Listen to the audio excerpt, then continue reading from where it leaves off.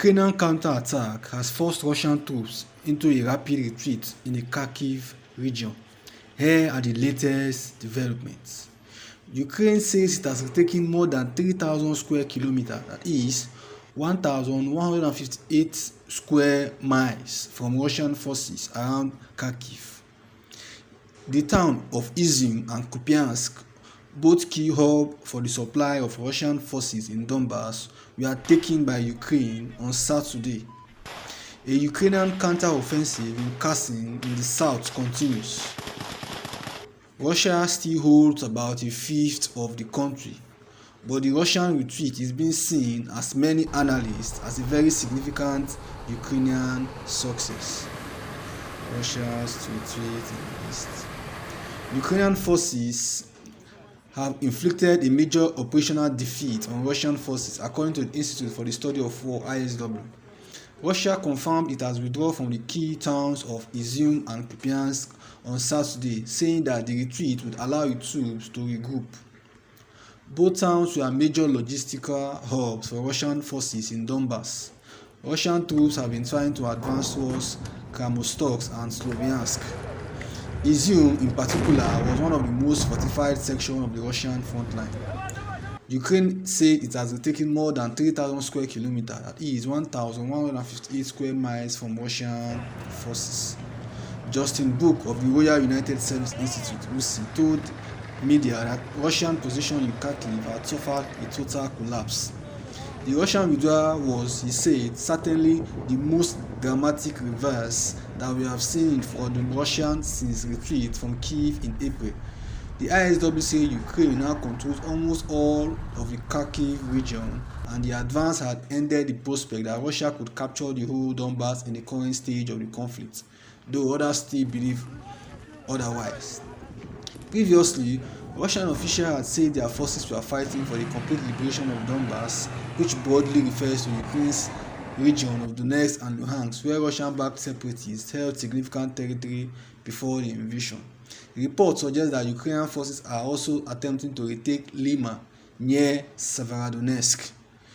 Professor Michael Clark of King's College London told BBC that the Russians had suffered a major intelligence failure in Kharkiv, underestimating the strength of Ukrainian forces and their capacity to rotate fresh troops to and from the front lines. On Monday, Vitaly Genchev, Russia's top official in Kharkiv, told Russian TV that Ukrainian forces outnumbered Russians by 8-1 in their counterattack. Many analysts similarly argue that Russian forces had left key positions exposed, sending too many troops to the Kherson area in the south, where they faced another Ukrainian counter-offensive. In the south. Ukraine says it has continued to attack Russian positions near Kherson, targeting Russian transportation and logistic facilities. Reports suggest Ukraine troops have made gains at several locations in the Russian front line in recent weeks. They have also attacked bridges, ferries, and pontoons, attempting to make Russian positions on the west side of the Dnieper River unsustainable and thereby force a withdrawal. The ISW says Russian forces now face a terrible dilemma.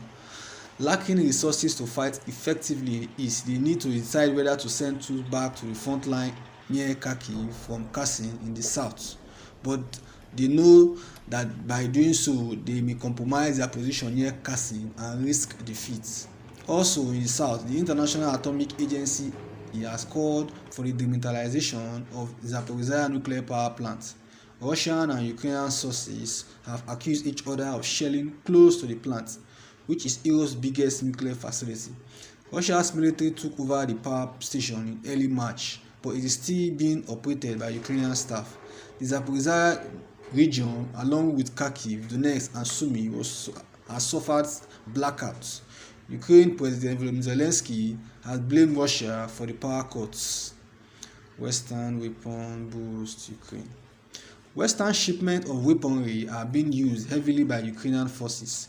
In the conflict, Ukraine used primarily Warsaw-packed munitions, which they have been using for several decades, but many units have now made their transition to NATO standard equipment, including artillery and ammunition. Multiple launch rocket systems, such as the US-made HIMARS, has been used in both Kharkiv and Kherson, according to the ISW. President Zelensky had appealed for more funding and equipment to retain the areas retaken from Russia in recent days, and he said, "Our main goal is to deoccupy our whole territory." Russia invaded Ukraine on 24 February, but Ukrainian forces retook large areas around Kyiv in early April after Russia abandoned its push towards the capital. Areas in the west of the country, including Lviv, have seen missile attacks but no attempt by Russian forces to retake and occupy ground. The Russians have suffered some losses since the invasion began, and significant quantities of Russian weaponry have been destroyed or captured.